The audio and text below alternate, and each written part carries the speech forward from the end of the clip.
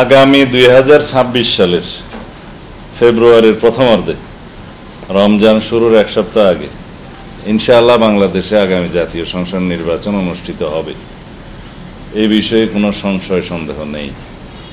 সরকারের তরফ থেকেও নেই, নির্বাচন কমিশনের তরফ থেকেও নেই, আমাদের তরফ থেকে তো না থাকারই কথা। আমরা তো আরও আগেই নির্বাচন চেয়েছিলাম।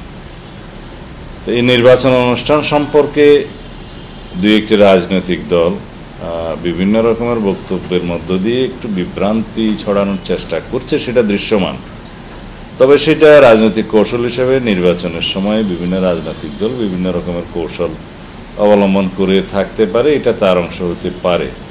তবে আমাদের আহ্বান থাকবে, আমরা ফ্যাসিবাদ বিরোধী জাতীয় ঐক্য যেটা সৃষ্টি হয়েছে সেটাকে শক্তিতে পরিণত করে আগামী দিনে সুষ্ঠু, শান্তিপূর্ণ, গণতান্ত্রিক প্রক্রিয়া একটা নির্বাচন অনুষ্ঠান করি এবং এই জাতির প্রত্যাশা, শহীদের প্রত্যাশা, আমাদের অঙ্গীকার অনুসারে একটা শক্তিশালী গণতান্ত্রিক রাষ্ট্র নির্মাণ করি এবং যেটা বাংলাদেশের বর্তমানে সবচেয়ে অগ্রাধিকার এবং আমরা মনে করি বাংলাদেশের রাজনৈতিক জীবনে এটা একটি ঐতিহাসিক ঘটনা হবে। সারা পৃথিবীর মধ্যে দৃষ্টান্ত স্থাপনকারী একটা সুষ্ঠু, শান্তিপূর্ণ, অবাধ নির্বাচন হবে।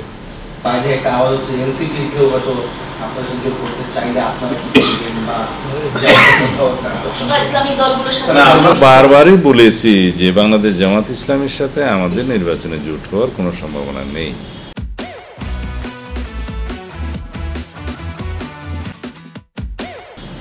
অন্যান্য দলের ক্ষেত্রে যুগপৎ আন্দোলনে যারা আমাদের সাথে সঙ্গী ছিলেন তাদের সাথে আমাদের প্রতিশ্রুতি আছে, তাদেরকে সাথে নিয়ে আমরা নির্বাচন করব। এমনকি আগামী দিনে যদি আমরা সরকার গঠনের সুযোগ পাই, তারাও সরকারের অংশ হিসেবে থাকবেন। আর একটা বিষয় হচ্ছে, অন্যান্য রাজনৈতিক দলের ক্ষেত্রে জোটের মধ্যে আমরা আনবো কিনা নির্বাচনে জোটে, সেখানে আমরা বলেছি যে বেশ কয়েকটি ইসলামী দলের সাথে আমাদের আলোচনা আছে, আলোচনা চলছে, যারা বাংলাদেশের একটা বিশাল জনগোষ্ঠীর প্রতিনিধিত্ব করে। আর বাংলাদেশের মানুষের প্রতি আমাদের একটা বিশ্বাস এবং আস্থা আছে যে জাতীয়তাবাদী দলের আদর্শ হিসেবে আমরা ইসলামী মূল্যবোধে বিশ্বাস করি। আমরা মহান আল্লাহর উপর আস্থা এবং বিশ্বাস স্থাপনকারী সংবিধানে প্রস্তাবনায় সেই দল, আমাদের নেতা শহীদ রাষ্ট্রপতি জিয়াউর রহমান দলের প্রতিষ্ঠাতা, তিনি সংবিধানে বিসমিল্লাহির রহমানির রহিম সংযোজন করেছেন এবং মহান আল্লাহর উপর আস্থা এবং বিশ্বাস স্থাপন করেছেন রাষ্ট্র পরিচালনার মূলনীতির অংশে এবং প্রস্তাবনায়। তো সেই ক্ষেত্রে আমরা ইসলামী ঘরানার বেশ কিছু দলের সাথে আমাদের আলাপ আলোচনা আছে, তারা আমাদের সাথে জুটে আসতে পারেন। তবে সেই সিদ্ধান্ত এখনো চূড়ান্ত হয়নি, সেটার জন্য আমাদের অপেক্ষা করতে হবে। এর বাইরে অন্যান্য যে কোনো গণতান্ত্রিক রাজনৈতিক দল যারা ফ্যাসিবাদ বিরোধী রাজনৈতিক আন্দোলনে ছিল, গণতান্ত্রিক আন্দোলনে ছিল, তাদের মধ্যে যদি কেউ কেউ আমাদের জোটে অন্তর্ভুক্ত হয়, সেটা পরবর্তীতে দেখার জন্য অপেক্ষা করতে হবে। নির্বাচনী কৌশল হিসাবে আমরা জোটের গঠনের ক্ষেত্রে কি কি কৌশল অবলম্বন করব, সেটা সব কিছুই এখনো খোলাসা করে বলার সময় আসেনি। কোনো দল নির্বাচনে না যেতে চাইলে সেটা তার রাজনৈতিক স্বাধীনতা, গণতান্ত্রিক স্বাধীনতা বটে।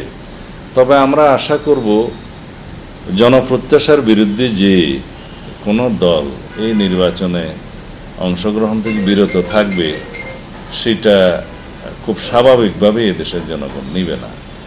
কোনো যৌক্তিক কারণ যদি থাকে, তারা সেটা সংশ্লিষ্ট সকল কর্তৃপক্ষের সাথে আলোচনা করতে পারে।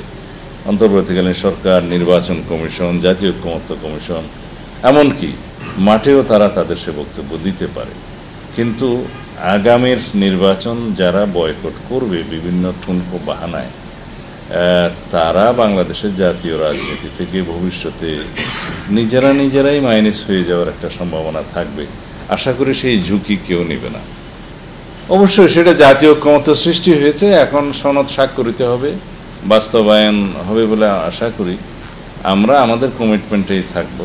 বিএনপির পক্ষ থেকে আমরা যেটা প্রস্তাব দিয়েছি যে আসন্ন জাতীয় সংসদ নির্বাচনেও 5% সরাসরি ভোটের ক্ষেত্রে 300 সিটের মধ্যে 5% মহিলাদেরকে সরাসরি নির্বাচনের জন্য আমরা মনোনয়ন দেব।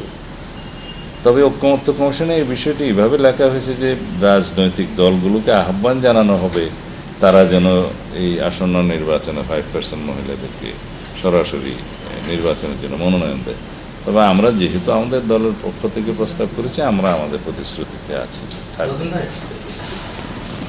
নির্বাচনকে সামনে রেখে তো সব প্রস্তুতি এখন, তো প্রার্থী বাছাইয়ের ক্ষেত্রে এরকম কোনো সম্ভাবনা কি দেখা দিতে পারে যে বিতর্কিত হেডওয়ের প্রার্থীরা নমিনেশন পাবেন না, বা এরকম কিছু সম্ভাবনা? সাপ্লিমেন্টারি করে আমার সাথে সেটা হচ্ছে বিএনপির তো আসলে প্রত্যাশীর সংখ্যা অনেক, মানে সবাই প্রার্থী হতে চায় এবং অনেক ক্ষেত্রে দেখা যাবে একই জায়গা থেকে অনেকজন আসলে যাচ্ছে, সেক্ষেত্রে বিএনপির স্ট্র্যাটেজি কি হবে?